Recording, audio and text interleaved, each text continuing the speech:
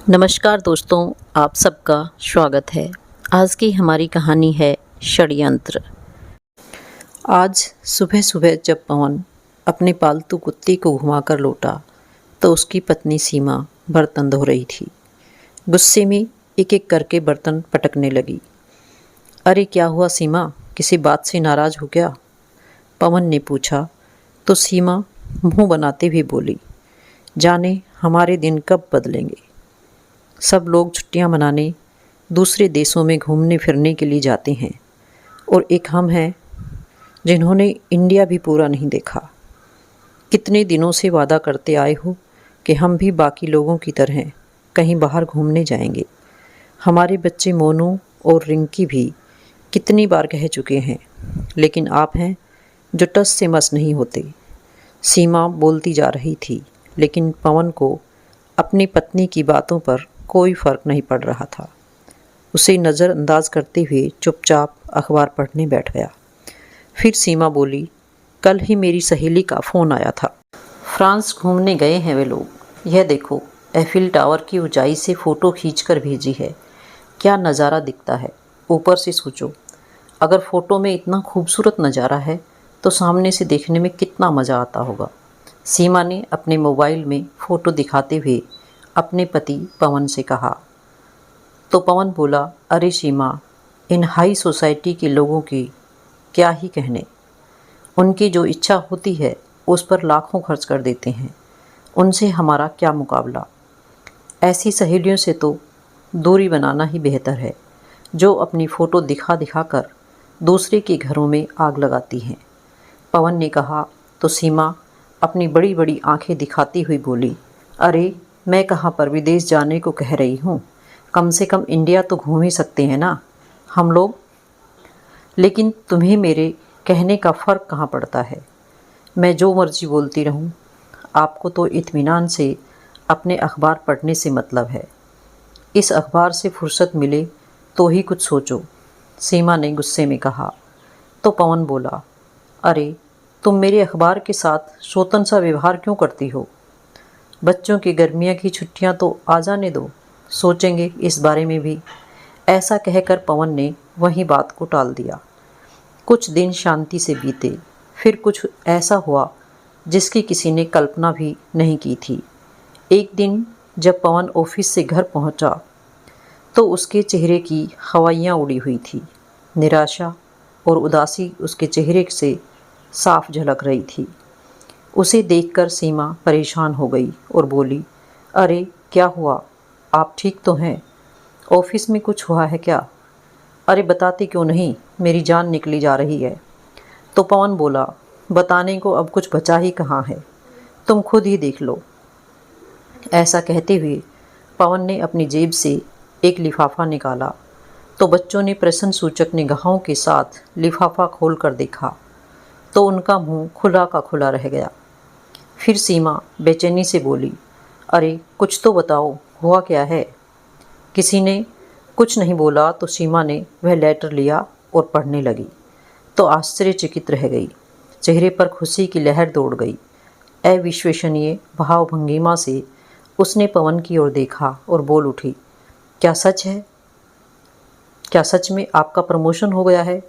तो पवन मुस्कुराते हुए बोला, श्रीमती जी, बस प्रमोशन ही नहीं, कंपनी की तरफ से 3 लाख का बोनस और फॉरेन घूमने के लिए फैमिली टूर पैकेज मिला है। यह सुनकर सीमा को अपने कानों पर यकीन नहीं हुआ। फिर पवन ने कहा, तो मैडम कैसा लगा हमारा सरप्राइज? चाहे देर से ही सही, लेकिन आपकी ख्वाहिश तो पूरी कर ही देगा आपका निठल्ला पति। अरे तो पहले क्यों नहीं बताया? आपने मेरी तो जान ही निकाल दी थी, सीमा ने मुस्कुराती हुई कहा। तो दोनों बच्चे बोल उठे, यू आर वर्ल्ड्स बेस्ट पापा, हम अभी अपने दोस्तों को बताकर आते हैं। कहते हुए दोनों बच्चे दौड़ते हुए घर से बाहर निकल गए। फिर सीमा ने उत्साहित होते हुए पूछा, अच्छा यह तो बताइए कि हमें जाना कब है? बस अगले हफ्ते की फ़्लाइट है। इसका मतलब तैयारी के लिए सिर्फ 7 दिन है हमारे पास। सोचती हुई सीमा रसोई घर में खाना बनाने चली गई।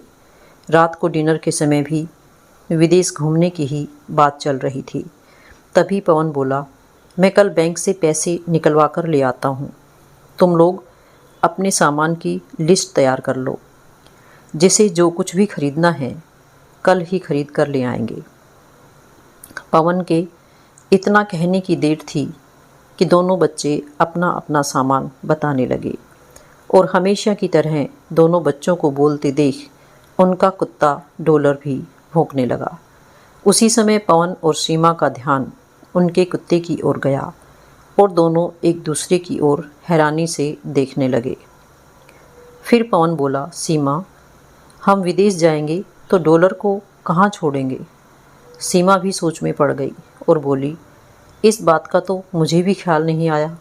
सब लोग सोच विचार में पड़ गए कि आखिर क्या किया जाए। तभी बच्चे बोल उठे, मम्मी, डॉलर को नानी के घर छोड़ देते हैं। इससे पहले कि सीमा कुछ कहती, बच्चों ने तुरंत नानी को फ़ोन लगाकर अपनी मम्मी को थमा दिया। कैसी हो माँ? सीमा ने पूछा तो दूसरी ओर से उसकी माँ की आवाज़ आई, मैं ठीक हूँ बेटा, तुम सब कैसे हो? हाँ माँ, हम सब ठीक हैं। दरअसल हम लोग विदेश घूमने जा रहे थे, लेकिन समझ नहीं आती कि डॉलर को कहाँ छोड़ें। अगर आप कुछ दिनों के लिए उसे रख लेती तो। सीमा की बात सुनकर उसकी माँ बोली, बेटी, वह क्या है ना, कुछ दिनों के लिए तेरी भाभी जी मायके गई हैं और मेरे घुटनों में भी दर्द रहता है, इसलिए मुझसे तो यह काम नहीं हो पाएगा। फिर कुछ सोचकर उसकी माँ ने कहा, अरे हाँ, याद आया, जब भी हमारे पड़ोसी विदेश जाते हैं तो अपने कुत्ते को डॉग केयर सेंटर पर छोड़ देते हैं। तुम लोग वहाँ पता करो ना। ठीक है माँ, कोई बात नहीं, ऐसा कहकर सीमा ने बुझे मन से फ़ोन रख दिया। अगले दिन पवन ने आसपास के डॉग केयर सेंटर पर जाकर पता किया, लेकिन निराश होकर घर लौटा। अरे पवन, डॉलर को कहीं छोड़ने का इंतज़ाम हुआ या नहीं? सीमा ने पूछा तो पवन बोला, नहीं सीमा, डॉग केयर सेंटर में तो कम से कम 2000 रुपये एक दिन के लगेंगे। अरे बाप रे, इतने सारे पैसे? सीमा ने हैरानी से पूछा तो पवन बोला, और नहीं तो क्या, ऊपर से हम इतने दिनों के लिए बाहर जाएंगे तो घर की सिक्योरिटी के लिए भी कोई गार्ड होना चाहिए। वह भी कम से कम एक दिन के 1000 रुपये लेगा। एक महीने के हिसाब से तो बहुत खर्चा बढ़ जाएगा। यह बात सुनकर सीमा और दोनों बच्चे भी परेशान हो गए। फिर पवन बोला, अगर कोई इंतज़ाम ना हुआ तो हमें विदेश जाने का प्रोग्राम कैंसिल करना पड़ेगा। यह सुनते ही उनका बेटा मोनू बोला, मुझे पता था आप ऐसा ही करेंगे, मैं आपसे कभी बात नहीं करूँगा।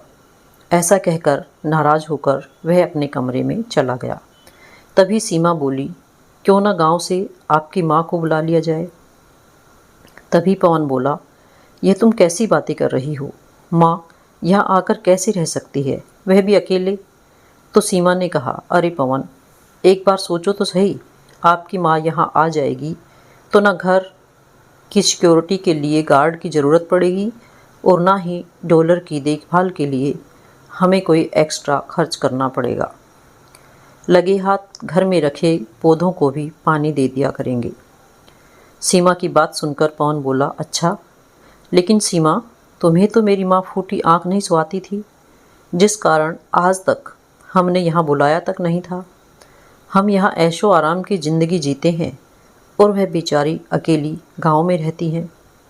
आज जब हमें ज़रूरत पड़ी तब हम उनको यहाँ बुला लें, यह तो अच्छी बात नहीं है ना। सीमा बोली, वह सब मैं नहीं जानती, वैसे भी हम थोड़ी ना उन्हें बताने वाले हैं कि हम उन्हें अपने घर और डॉलर की रखवाली के लिए बुला रहे हैं। तुम बस अपनी अम्मा को फ़ोन लगाओ, मैं सब संभाल लूँगी। कहती हुई सीमा ने पवन के हाथ में फ़ोन थमा दिया। हेलो, प्रणाम माँ, कैसी हो? बहुत अच्छी हूँ बेटा, अभी बैठे बैठे बस तुम सबको ही याद कर रही थी, रुक्मणी देवी ने कहा। तो पवन बोला, अच्छा माँ, इतनी याद आ रही थी तो कुछ दिनों के लिए यहाँ चली आती। तो रुक्मणी जी बोली, अरे नहीं बेटा, तुम ही सीमा और बच्चों को लेकर किसी दिन मुझसे मिलने आ जाओ। मेरा आना तो संभव नहीं है, तभी पवन के हाथ से फ़ोन लेते हुए सीमा बोली, अरे माँ जी, सारा प्यार आप उन गांव वालों पर ही लुटा दोगे तो हमारे लिए क्या बचेगा। आपके पोता पोती को भी तो आपका प्यार की ज़रूरत है। अरे बहू, मैं तो हमेशा तुम लोगों को मन ही मन आशीर्वाद देती रहती हूँ, रुक्मणी जी ने कहा। तो सीमा बोली, ऐसे दूर से आशीर्वाद देने से क्या होगा अम्मा जी, आपके बच्चों को आपके प्यार और साथ की ज़रूरत है। कल आपके पोता पोती भी आपको बहुत याद कर रहे थे। मोनू तो आपको याद करके रोने ही लगा था। अब बच्चे जिद पकड़कर बैठे हैं कि उन्हें अपनी छुट्टियां दादी के साथ ही बितानी है। इसलिए मैं तो कहती हूँ आज ही अपने कपड़े पैक कर लीजिए और ट्रेन पकड़कर यहाँ चली आइए।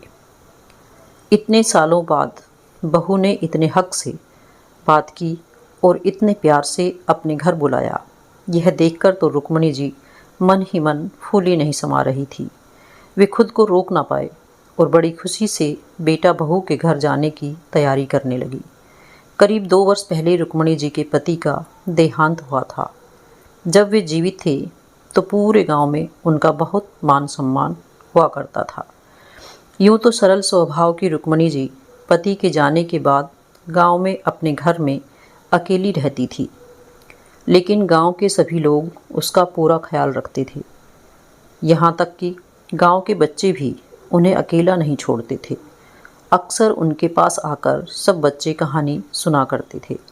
गांव में किसी को कोई भी दुख तकलीफ होती तो रुक्मणी जी हमेशा उसकी मदद करने को तैयार रहती थी और इसी कारण गांव के हर व्यक्ति के दिल में उनके लिए प्यार और सम्मान था। उनके पति की पेंशन आती थी जो महीने भर का खर्चा निकालने के लिए काफ़ी होती थी। बेटी बहू के घर ले जाने के लिए रुक्मणी जी ने बड़ी खुशी से बेसन के लड्डू, खोया बर्फ़ी और कुछ नमकीन स्नैक्स बनाकर अपनी मदद के लिए उन्होंने पड़ोसियों को भी बुला लिया था। अगले दिन अपने घर की जिम्मेदारी गांव के लोगों को सौंपकर रुक्मणी जी ट्रेन में बैठ गई और लगभग 2 घंटे की सफ़र के बाद पवन के शहर पहुंच गई। स्टेशन पर पहुंची तो देखा उनके बेटा बहू और पोता पोती बेसब्री से उनका इंतज़ार कर रहे थे। वह ट्रेन से उतरी तो बेटा बहू ने पाँव छूकर उनसे आशीर्वाद लिया तो दोनों बच्चे भी दौड़ते हुए आए और दादी दादी कहते हुए उनसे लिपट गए। अपने बच्चों का प्यार और अपनापन देखकर रुक्मणी जी तो बस उन्हें आशीर्वाद देती जा रही थी। सब लोग गाड़ी से घर पहुँचे और घर का दरवाज़ा खोला तो अपने सामने किसी अनजान व्यक्ति को देखकर डॉलर उन पर भौंकने लगा, लेकिन रुक्मणी जी ने उसे बड़े प्यार से सहलाया तो वह बिल्कुल शांत हो गया। यह देखकर सीमा तो ऐसे खुश हो गई जैसे उसे कोई खजाना मिल गया हो। आखिर उनके जाने के बाद डॉलर को रुक्मणी जी को ही तो संभालना था। गांव में सरल और सादगीपूर्ण जीवन जीने वाली रुक्मणी जी बेटा बहू के घर तरह तरह की सुख सुविधाएं देखकर हैरान थी। उनकी बहू सीमा उनकी खूब खातिरदारी कर रही थी। पवन उनका हर तरीके से ख्याल रख रहा था तो वही दोनों बच्चों ने भी अपनी दादी का खूब मन लगाकर रखा। फिर एक दिन सीमा रुक्मणी जी को घर का सारा काम समझाने लगी। डॉलर को खाने में क्या पसंद है, उसका खाना कहाँ रखा है, घर का राशन का सामान कहाँ है, वगैरह वगैरह। फिर बोली, और हाँ माँ जी, सुबह शाम डॉलर को पार्क में सैर करवाने को ले जाना, आपकी सेहत भी ठीक रहेगी और डॉलर भी घर में गंदगी नहीं फैलाएगा। उसकी बात सुनते ही रुक्मणी जी कभी काम समझने लगती तो कभी प्रश्नवाचक निगाहों से सीमा की ओर देखने लगती। थोड़ी देर बाद बोली, अच्छा किया बहू जो मुझे सब कुछ बता दिया। अब तुम देखना, मैं तुम सब लोगों को स्वादिष्ट पकवान बनाकर खिलाऊंगी। अरे हाँ, मैं तो भूल ही गई, मैं गांव से तुम लोगों के लिए अपने हाथों से लड्डू और बर्फ़ी भी बनाकर लाई हूँ, अभी लेकर आती हूँ, बच्चों को बहुत पसंद आएगी। कहते हुए वे अपने बैग में से सामान निकाल कर ले आई। खुशी से मोनू और रिंकी को खिलाने लगी। तभी उन्होंने देखा कि वहाँ कुछ अटैची और बैग रखे थे। देखते ही उन्होंने हैरानी से पूछा, यह क्या बहू, कहीं जा रहे हो क्या? तभी सीमा हड़बड़ाकर बोली, माँ जी, क्या है ना कि आपके बेटे को ऑफिस के काम से विदेश जाना है, तो बच्चों ने भी जिद की विदेश घूमने जाएंगे, इसलिए हम भी उनके साथ ही जा रहे हैं, तो कुछ दिन आप घर का ख्याल रखिएगा। लेकिन रुक्मणी जी सुनकर और भी अचंभित हो गई। तो पवन बोला, वह क्या है ना माँ, अचानक ही प्रोग्राम बन गया, हमें कल सुबह निकलना है, आप सब कुछ संभाल लेना, हम 10-12 दिनों में ही वापस आ जाएंगे। ऐसा कहकर सब लोग अपने अपने तैयारी में लग गए और अगली सुबह रुक्मणी जी को डॉलर के साथ छोड़कर वे सब लोग एयरपोर्ट के लिए निकल गए।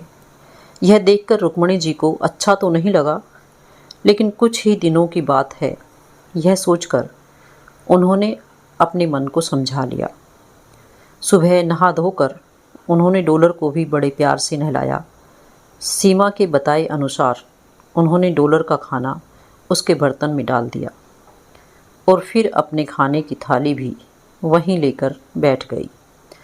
लेकिन डॉलर खाना खाने को तैयार ही नहीं था। शायद सभी लोगों के चले जाने के बाद उदास हो गया था। तो रुक्मणी जी ने उसे प्यार से सहलाया और अपनी थाली में से एक रोटी का टुकड़ा उसके मुंह में डाला, तो डॉलर को अपनी उदासी भूलकर खुशी से उनके साथ खाना खाने लगा। अब तो हर बार रुक्मणी जी उसे अपनी थाली से ही खाना खिला देती और वह बड़े शौक से उनके साथ बैठकर खाना खाता। रुक्मणी जी का किसी से बात करने का दिल करता तो डॉलर से ही हंस बोल लेती। धीरे धीरे उन दोनों की अच्छी दोस्ती हो गई। हर रोज़ सुबह शाम डॉलर को पार्क घुमाने ले जाती, तो वहीं आस पड़ोस वालों से भी उनकी जान पहचान होने लगी। बच्चों के साथ हंसना बोलना उन्हें बहुत पसंद था। पड़ोस के सभी बच्चे उन्हें दादी दादी कहकर पुकारते तो उन्हें भी अच्छा लगता। अक्सर बच्चे उनके घर पर आ जाते तो कभी लूडो कैरम खेलते, तो कभी दादी से कहानी सुनने लगते। कभी रुक्मणी जी काम में व्यस्त होती तो बच्चे डॉलर के साथ खेलने लगते। रुक्मणी जी जो मिठाई अपने पोते पोती के लिए लेकर आई थी वही उन बच्चों को देती तो सभी बड़े चाव से खाते। इन सब बातों में दिन कब निकल जाता उन्हें पता ही नहीं लगता। एक रात जब वह बिस्तर पर सोने गई तो उन्हें किसी बच्चे की रोने की आवाज़ सुनाई दी। काफ़ी देर हो गई थी, लेकिन वह बच्चा रोता ही जा रहा था। वह बाहर निकली तो देखा कि बच्चे की मम्मी पापा घर के आंगन में उसे लेकर घूम रहे थे और बहलाकर चुप कराने की कोशिश कर रहे थे, लेकिन बच्चा किसी भी प्रकार से शांत नहीं हो रहा था। वे दोनों बहुत परेशान हो गए। देखिए ना अम्मा जी, ना जाने क्या हुआ है, बस रोता ही जा रहा है। बच्चे की माँ ने रुक्मणी जी से कहा तो रुक्मणी जी उसे तुरंत अंदर लेकर आई और उसकी नाभि और पीठ पर हींग लगाने लगी। थोड़ी देर में बच्चा बिल्कुल चुप हो गया और रुक्मणी जी उसके साथ उसकी भाषा में बोलने लगी तो वह खिलखिलाकर हंसने लगा। बच्चे की मम्मी पापा यह देखकर हैरान रह गए। अम्मा जी, आप तो कमाल की जादूगर हैं, आपके हाथ में आते ही बच्चा हंसने लगा। कहते हुए दोनों रुक्मणी जी का धन्यवाद करते नहीं थक रहे थे। अरे बहू, छोटे बच्चों को कभी कभी गैस बन जाती है, जिस कारण वह रोने लगते हैं और हम परेशान हो जाते हैं कि जाने क्या हो गया। बच्चे को अब तुम जाकर आराम से सुला दो और सो जाओ, यह परेशान नहीं करेगा। कहती हुई रुक्मणी जी अंदर आ गई। सोचने लगी कि बेटा बहू को गए बहुत दिन बीत चुके हैं, लेकिन अभी तक ना तो वे लोग आए हैं और ना ही उन्होंने फ़ोन करके कुछ बताया है यह पूछने के लिए कि वे लोग कैसे हैं और कब आने वाले हैं। रुक्मणी जी ने अपने बेटे पवन को फ़ोन किया, लेकिन फ़ोन लग ही नहीं रहा था। न जाने बच्चे कब आएंगे, मुझे तो कुछ दिन का कह कर गए थे। सोचते हुए रुक्मणी जी चली गई। एक सुबह जब रुक्मणी जी डॉलर को पार्क लेकर गई तो वहीं सीमा की सहेली सोनिया भी पार्क में आई हुई थी। डॉलर के साथ किसी अनजान बूढ़ी औरत को देखकर वह हैरान हुई तो किसी पड़ोसन ने उसे बताया कि यह सीमा की सासू माँ है जो गांव से आई हैं। तो सोनिया उनसे मिलने आ गई। प्रणाम आंटी जी, मैं सीमा की सहेली हूँ, यहीं पास में रहती हूँ, सोनिया ने कहा। तो रुक्मणी जी ने मुस्कुराते हुए उसे आशीर्वाद दिया। तो सोनिया बोली, यह आपने बहुत अच्छा किया आंटी जो यहाँ आ गई, नहीं तो मेरी सहेली सीमा का विदेश जाने का सपना तो सपना ही रह जाता। रुक्मणी जी हैरानी से बोली, मैं कुछ समझी नहीं बेटी। फिर सोनिया ने कहा, अच्छा यह सब छोड़िए आंटी जी, यह बताइए वह लोग वापस यहाँ किस दिन आ रहे हैं। यह तो मुझे मालूम नहीं बेटी, मुझे तो उन्होंने बताया था कि 10 दिन के भीतर आ जाएंगी, लेकिन 2 सप्ताह होने को आए हैं। तो सोनिया ने कहा, नहीं आंटी जी, मुझे तो सीमा ने यही बताया था कि कम से कम 1 महीना तो लग ही जाएगा। तो रुक्मणी जी हैरानी से बोली, 1 महीना? लेकिन मुझे तो उन्होंने कहा था कि जल्दी आ जाएंगे। नहीं आंटी जी, आपको कोई गलतफहमी हुई है। अच्छा मैं चलती हूँ। इतना कहकर सोनिया तो वहाँ से चली गई, लेकिन रुक्मणी जी सोच विचार में पड़ गई। डॉलर को लेकर वह घर वापस आने लगी, तभी देखा कि मोहल्ले में शोर शराबा हो रहा था। वह जल्दी से वहाँ गई और कारण पूछने पर पता चला कि उसी मोहल्ले में रहने वाले मोहन के घर में चोरी हो गई है। अगले हफ्ते उनकी बेटी की शादी थी और सारे गहने चोर चुरा कर ले गए। यह सुनकर रुक्मणी जी को बहुत दुख हुआ। परिवार के लोग बेचारे कितने परेशान होंगे। इसी सोच में डूबी रुक्मणी जी डॉलर को लेकर अपने घर वापस आ गई। घर पहुंची तो तभी फ़ोन की बेल बजी। रुक्मणी जी ने फ़ोन उठाया तो उनके बेटे पवन की आवाज़ आई, प्रणाम माँ, सब कुछ ठीक तो है ना? वहाँ डॉलर ने ज़्यादा तंग तो नहीं किया? तो रुक्मणी जी बोली, हाँ बेटा, वैसे तो सब ठीक है, हम दोनों एक दूसरे का खूब अच्छे से ध्यान रखते हैं। डॉलर तो दिन भर पूरे घर में उछलता रहता है, लेकिन तुमने बहुत दिन लगा दिए वापस आने में। तो पवन ने कहा, हाँ माँ, ऑफिस का काम कुछ ज़्यादा ही था, इसलिए कुछ दिन और लग जाएंगे, आप वहाँ संभाल लेना। कहते हुए पवन ने फ़ोन रख दिया। तो पीछे से सीमा ने कहा, क्या कहा तुम्हारी माँ ने, सब ठीक तो है ना? हाँ सीमा, सब ठीक है, तुम्हारा घर भी सही सलामत है और डॉलर भी। तो सीमा खुशी से बोली, देखा, माँ जी को गांव से बुलाने का मेरा आइडिया काम कर गया ना, और एक पंथ दो काज हो गए। डॉलर को भी केयर टेकर मिल गया और हमारे मकान की रखवाली भी हो गई। अब हम निश्चिंत होकर कुछ दिन और यहाँ आराम से घूम सकते हैं। हाँ सीमा, आइडिया तो तुमने बिल्कुल सही दिया था, नहीं तो घर की सिक्योरिटी का खर्चा और डॉलर को डॉग केयर सेंटर में रखने का खर्चा कुल मिलाकर 1 लाख रुपया हो जाता, पवन ने कहा। फिर सीमा बोली, अब मेरी एक बात और मान ले, अपनी माँ से कहो कि बाबूजी की बीमा की रकम हमारे हाथ में रख दें। वैसे भी उन्हें उन पैसों का करना ही क्या है, हर महीने बाबूजी की पेंशन आती तो है, इससे ज़्यादा पैसे वे क्या करेंगे। अरे सीमा, तुमने तो मेरे मुंह की बात छीन ली, मैं भी इसी बारे में ही सोच रहा था। लेकिन पवन, तुम्हारी माँ पैसे दे तो देगी ना? सीमा ने पूछा। तो पवन बोला, अरे देंगे क्यों नहीं, मैं कह दूंगा कि मुझे ज़रूरत है, और फिर मेरे प्रमोशन की बात हमने उन्हें बताई ही कहाँ है। उन्हें तो बस इतना ही पता है कि हम ऑफिस के काम से विदेश आए हैं, घूमने फिरने नहीं। यहाँ पवन को लग रहा था कि उसने फ़ोन कट कर दिया है, जबकि फ़ोन अभी चल रहा था और पवन और सीमा की सारी बातें रुक्मणी जी सुन रही थी। बेटे और बहू के विचार जानकर उनके पैरों तले ज़मीन ही खिसक गई।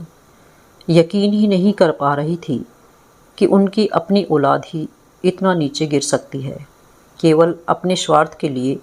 फिर खुद से ही बोली, इस कलयुग में लालच और स्वार्थ माँ की ममता और प्रेम पर भारी पड़ने लगा है। लेकिन मेरा पवन तो कभी ऐसा नहीं था। सोचते सोचते उनकी आंखों से आंसू बहने लगे। तभी उन्हें बाहर से कुछ शोर सुनाई दिया और एम्बुलेंस की आवाज़ आने लगी। लेकिन उनके मन में विचारों की हलचल इतनी ज़्यादा थी कि बाहर की हलचल और शोर का उन पर कोई असर नहीं हो रहा था। काफ़ी देर वह यूं ही गुमसुम सी बैठी रही, आंसू बहाती रही। भूख लगे ना प्यास। पवन की बचपन से लेकर आज तक की सारी यादें उसके दिमाग में घूमती जा रही थी। फिर अचानक उनका ध्यान डॉलर की ओर गया, जो भूख के कारण पूंछ हिलाता हुआ उनके इर्द गिर्द घूम रहा था। जल्दी से रुक्मणी जी ने अपने आंसू पोंछे और डॉलर के लिए खाना ले आई। लेकिन डॉलर हमेशा रुक्मणी जी के खाने के बाद ही खाना खाता था, इसलिए ना चाहते हुए भी रुक्मणी जी को भोजन के 2 निवाले खाने पड़े। शाम के समय जब रुक्मणी जी बाहर निकली तो पता चला कि मोहन, जिसके घर में चोरी हुई थी, उसने आत्महत्या करने की कोशिश की। यह सुनकर रुक्मणी जी की हैरानी का ठिकाना ना रहा। अगले दिन जब मोहन अस्पताल से घर वापस लौटा तो रुक्मणी जी उससे मिलने गई और समझाने लगी, देखो भाई, जीवन में उतार चढ़ाव तो आते ही रहते हैं, लेकिन इसका मतलब यह नहीं कि इंसान अपनी ज़िंदगी ख़त्म करने के बारे में सोचे।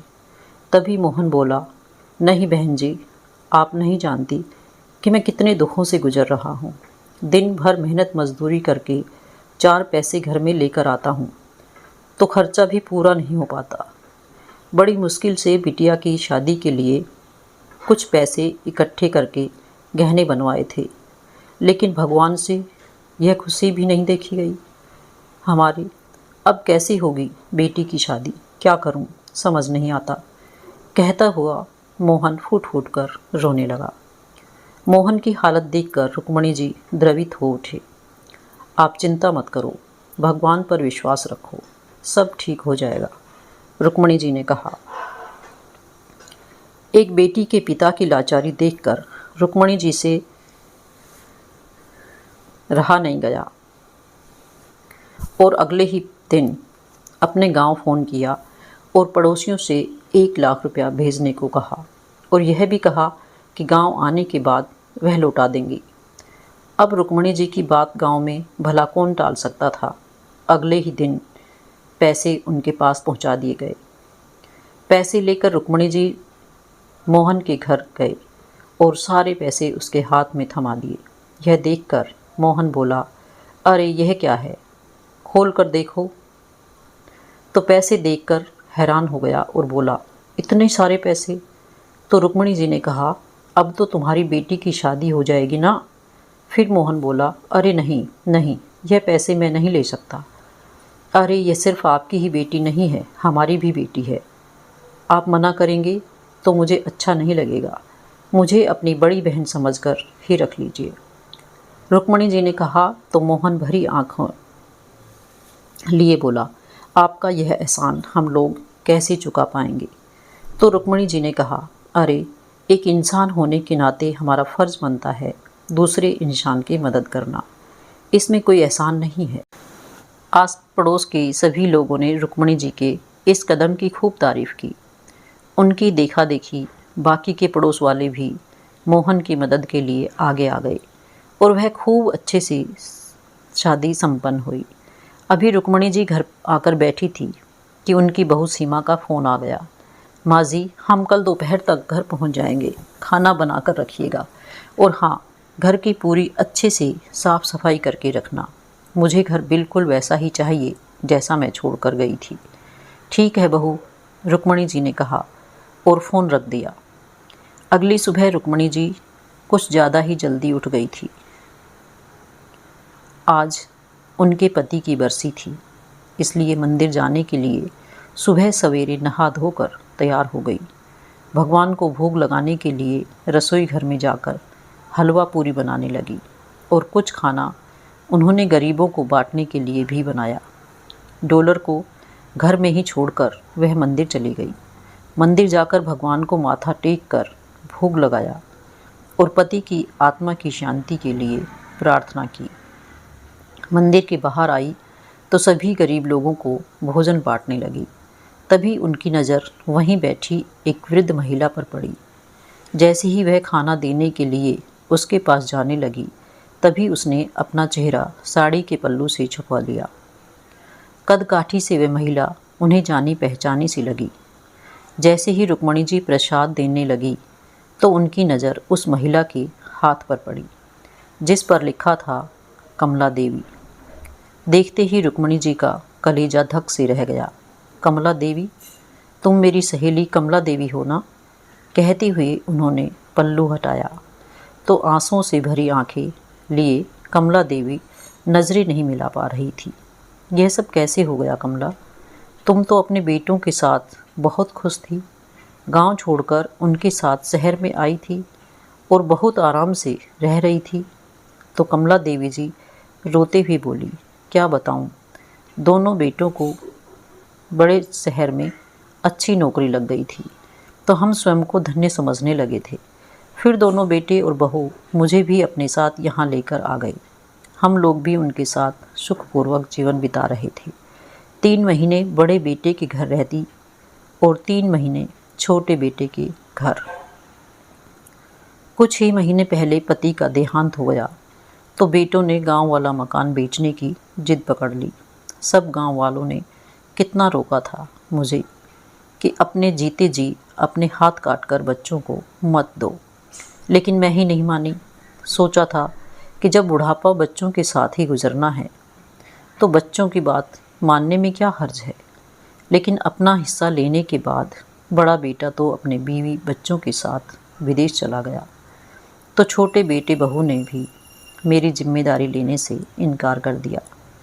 मेरे एक गलत फैसले की नतीजा यह हुआ कि इस उम्र में मैं दर दर की ठोकरें खाने को मजबूर हो गई।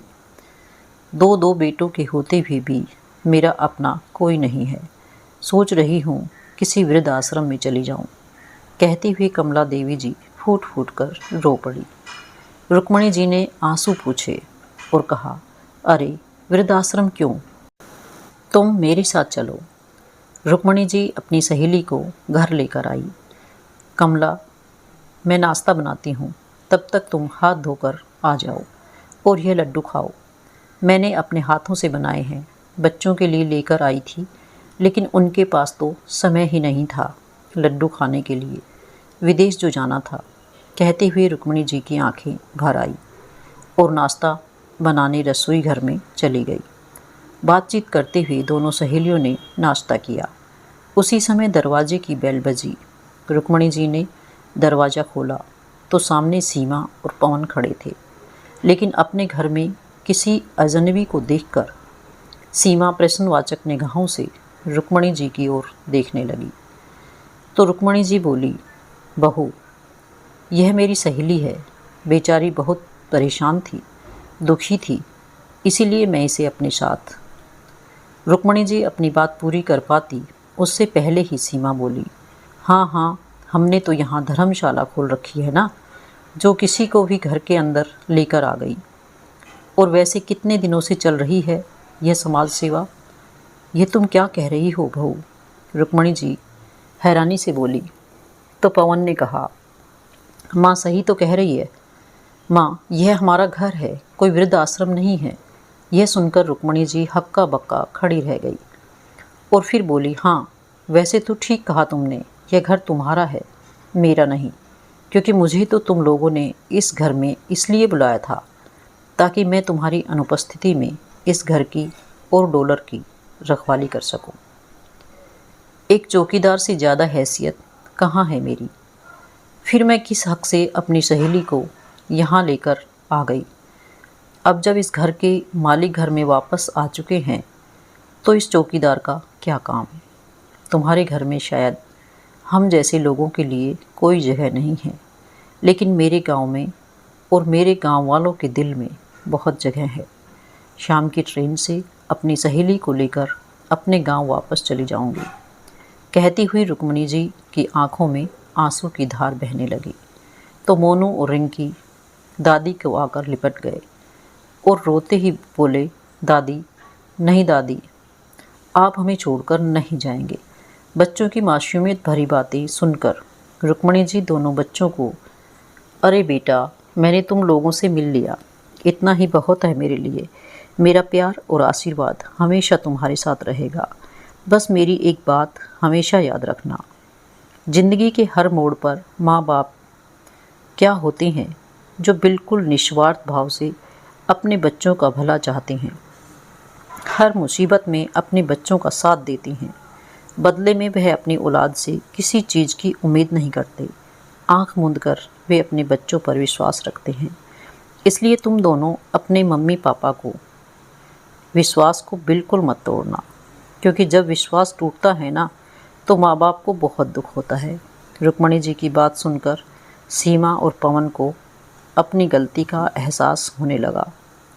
तभी रुक्मणी जी अपनी बहू सीमा से बोली, यह देखो बहू, तुम्हारा घर बिल्कुल वैसा ही है जैसा तुम छोड़कर गई थी। फिर भी अगर इस काम वाली बाई से कोई कमी रह गई हो तो माफ़ कर देना। नहीं माँ जी, आप कैसी बात कर रही हैं? सीमा ने कहा तो रुक्मणी जी बोली, मुझे सब मालूम पड़ गया है बहू कि अचानक मेरे लिए तुम्हारे मन में प्यार कैसे मन जाग गया जो मुझे यहाँ बुला लिया था। तो पवन बोला, माँ, हमने बहुत सोचा लेकिन कुछ समझ में नहीं आ रहा था। तो रुक्मणी जी बोली, दुख तो मुझे यह सोचकर हो रहा है कि आज तक तुम अपनी माँ के प्यार को समझ ही नहीं पाए, और बहुत तुम तो एक माँ हो ना, फिर भी तुमने माँ की ममता के साथ ऐसा खिलवाड़ किया। अगर मुझे साफ साफ कह देते तो क्या मैं तुम्हारी मदद के लिए ना आती? अरे मेरी तो जान हाजिर है तुम लोगों के लिए, फिर क्यों खिलवाड़ किया मेरी भावनाओं के साथ?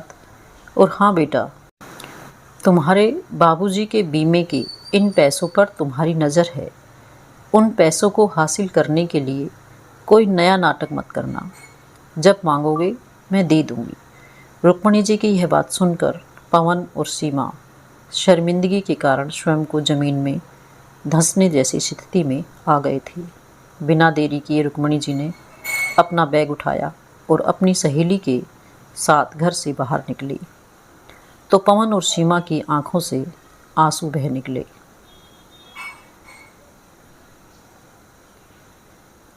उसी समय साथ वाले घर में रहने वाली उनकी पड़ोसन भी आ गई और बोली, अरे माँ जी, आप जा रही हैं? आपके रहते हमें किसी चीज़ की कोई परेशानी ही नहीं थी। मेरी सास नहीं है तो मुझे तो आप में ही ममता की मूरत दिखाई देती है। अब आप भी चले जाएंगे। सामने से आते हुए मोहन ने उन्हें देखा तो वह भी उनके पास चला आया और बोला, आपने हमें जो उपकार किया है वह हम जिंदगी भर नहीं भूलेंगे। कहते हुए वह रुक्मणी जी के चरण छूने लगा। तो रुक्मणी जी भी मुस्कुराते हुए बोले, अरे नहीं, मैंने कोई उपकार नहीं किया। मैं तो समझती हूँ आपने अपनी सेवा का मौका देकर मुझ पर उपकार किया। उसी समय मोनू और रिंकी के साथ मोहल्ले के सारे बच्चे भी इकट्ठे हो गए और सभी एक स्वर में बोले, दादी मत जाइए ना। सब लोगों का इतना प्यार देखकर रुक्मणी जी की आंखें भर आई। तभी सीमा और पवन के सामने भरी आंखें लेकर खड़े हो गए। पवन जी, मुझे माफ़ कर दीजिए। मैं जानता हूँ हमने गलती ही ऐसी की है जिसकी कोई माफ़ी नहीं है, लेकिन आप तो माँ हैं ना, जो अपनी औलाद की हर छोटी बड़ी गलतियों को माफ़ करती है। मैं अपनी गलती का प्रायश्चित करना चाहता हूँ। माँ, बस एक मौका दे दो अपनी सेवा करने का। तो सीमा बोली, माँ जी, हमें छोड़कर मत जाइए। आप दोनों यहीं रहिए। मैं वादा करती हूँ हम लोग आपको शिकायत का मौका नहीं देंगे। तो रुक्मणी जी ने कहा, मेरे बच्चों, तुम्हें अपनी गलती का एहसास हुआ, मेरे लिए इतना ही काफ़ी है। मुझे तुमसे कोई शिकायत नहीं है, लेकिन मुझे गांव तो जाना ही होगा। वहाँ मेरा अपना घर है जहाँ रहकर मुझे सुकून मिलता है। हम दोनों बहनें वहाँ खुशी से अपना बाकी का जीवन बिता लेंगे। रुक्मणी जी ने सभी बच्चों के सिर पर प्यार भरा हाथ रखा और सब लोगों को खूब आशीर्वाद दिया। जैसे ही वह ऑटो में बैठने लगी, तभी उन्हें एहसास हुआ कि कोई पीछे से उन्हें रोक रहा है। मुड़कर देखा तो डॉलर्स ने उनका पल्लू पकड़ा था। उसे देखते ही रुक्मणी जी की आंखें भर आई, लेकिन वह खुद को कमज़ोर पड़ने नहीं देना चाहती थी। इसलिए फिर शाम को साबित करने उन्होंने अपना पल्लू छुड़वाया और कमला देवी जी के साथ ऑटो में बैठ गई। तभी डॉलर भी उनके पास ऑटो में आकर बैठ गया। डॉलर का उनके प्रति प्यार देखकर सब लोग हैरान थे। रुक्मणी जी ने उसे लाख मनाने की कोशिश की, लेकिन वह तो उनसे दूर जाने को तैयार ही नहीं था। उसका ऐसा व्यवहार देखकर रुक्मणी जी उसे सहलाती हुई बोली, इंसान भले समझे या ना समझे, लेकिन यह जानवर प्यार और ममता का भूखा होता है। तो दोस्तों, ये थी आज की कहानी। आपको कहानी कैसी लगी कमेंट करके ज़रूर बताइएगा, और यदि आप मेरे चैनल पर नए हैं तो उसे सब्सक्राइब ज़रूर कर लीजिएगा। धन्यवाद।